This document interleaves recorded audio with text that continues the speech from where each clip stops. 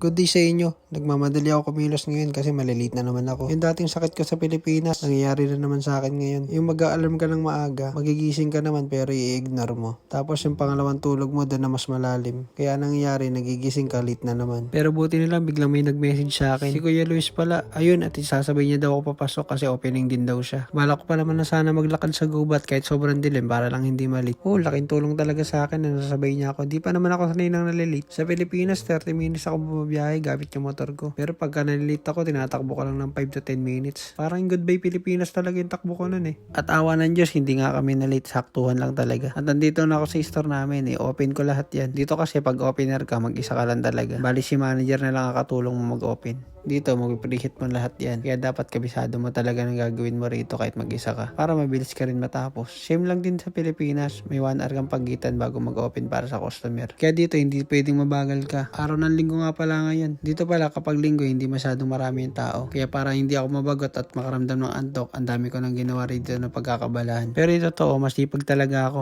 Ayoko ng papetex-petex lang. Mas sanay talaga ako yung kumikilos ako eh. Uy, buhat buwang ko ah. At habang nagpo-pull out nga ako ng basura, sobrang lamig dyan, kaya ginawa ko, kumanta ako.